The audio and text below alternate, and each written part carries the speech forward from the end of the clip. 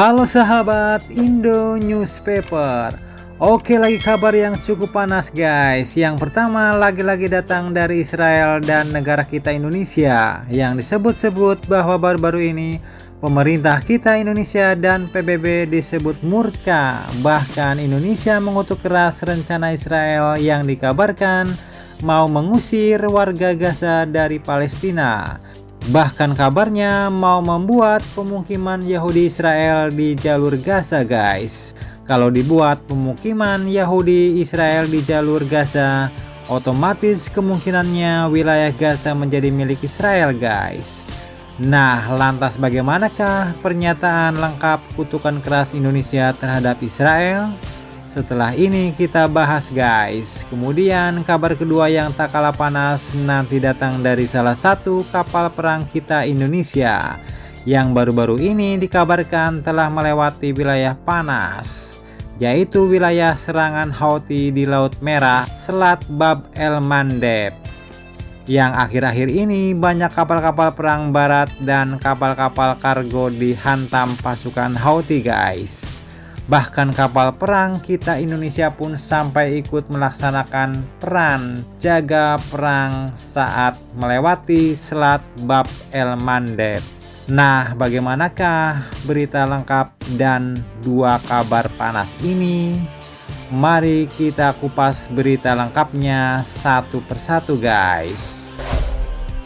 Oke, yang pertama kita bahas kemurkaan Indonesia dan PBB terhadap Israel karena melontarkan rencananya untuk mengusir warga Palestina dari Gaza dan membangun pemukiman Yahudi Israel di sana guys. Pergerakan Israel kini sepertinya mulai kelewat batas nih guys. Padahal tujuan pertama mereka awal-awalnya katanya hanya ingin menghabisi Hamas. Tapi kini muncul pula nih guys rencana lain, rencana yang tidak menghormati bangsa Palestina. Ya udah mirip-mirip zaman kita Indonesia waktu dijajah dulu nih guys. Oke, dikutip dari beberapa sumber, salah satunya akun resmi Kementerian Luar Negeri Indonesia. Diketahui bahwa baru-baru ini pemerintah kita Indonesia telah melontarkan kutukan keras atas pernyataan dua menteri di kabinet Israel, yaitu yang tiba-tiba mengusulkan pengusiran warga Gaza guys, di mana dua menteri ini adalah Menteri Keamanan Nasional Israel yaitu Itamar Ben Gvir dan Menteri Keuangan Israel yaitu Bezalel Smotrich yang menyerukan pengusiran warga Palestina dari wilayah Gaza guys. Nah, sudah jelas-jelas nih ada niat melanggar kode etik perang.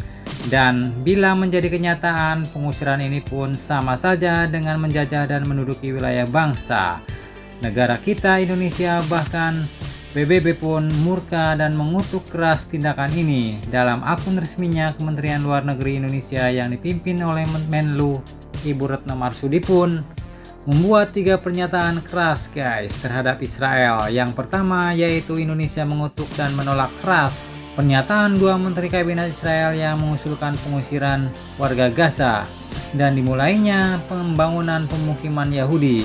Kemudian Kemlu menyatakan bahwa pernyataan Israel tersebut sangat provokatif dan berlawanan dengan hukum internasional serta tidak menghormati hak bangsa Palestina. Dan terakhir Kemlu menyatakan bahwa masyarakat internasional harus mencegah pernyataan tersebut menjadi kenyataan. Nah, dengan ini artinya pemerintah kita Indonesia pun mengutuk keras dan mencoba untuk menghentikan rencana pendudukan Israel di jalur Gaza tersebut guys. Bahkan rencana pengusiran ini pun dikecam keras oleh masyarakat dunia. Kepala Hak Asasi Manusia PBB yaitu Mr. Volker Turk mengatakan bahwa dirinya sangat terganggu dengan pernyataan dua menteri Israel tersebut, di mana sebelumnya Menteri Keuangan Israel yaitu Bezalel Smotrich mengatakan bahwa kehadiran warga sipil Israel di jalur Gaza akan membantu mengendalikan wilayah itu secara militer.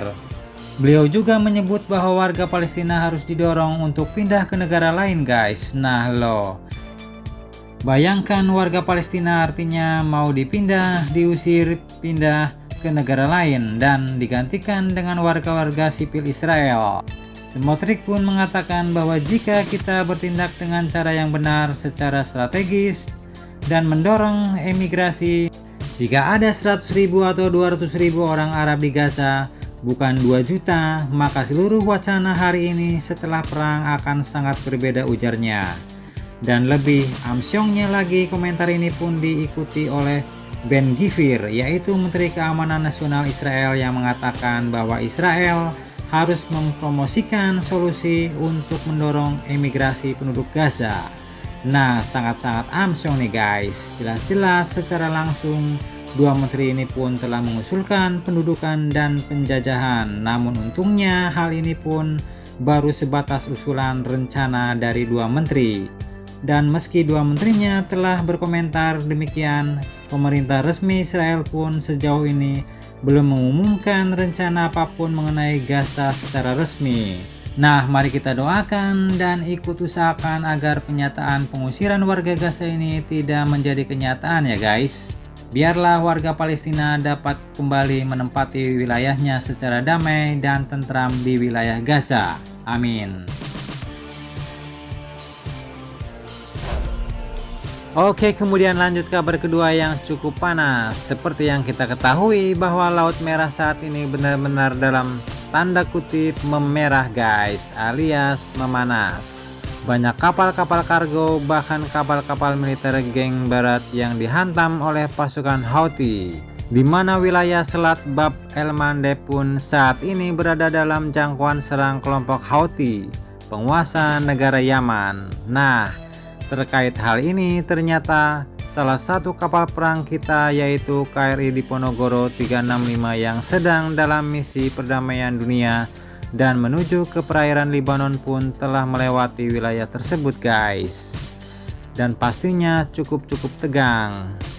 Jika salah paham maka kapal perang kita pun bisa-bisa ikut terhantam Houthi, di mana ternyata kapal perang KRI Diponegoro 365 saat melewati wilayah itu kemudian kemarin pun telah melaksanakan peran jaga perang setelah melintas di area of interest atau AOI dari tanggal 30 Desember 2023 sampai dengan 2 Januari 2024. Artinya di saat orang-orang asik tahun baruan, asik panggang-panggang ya kan.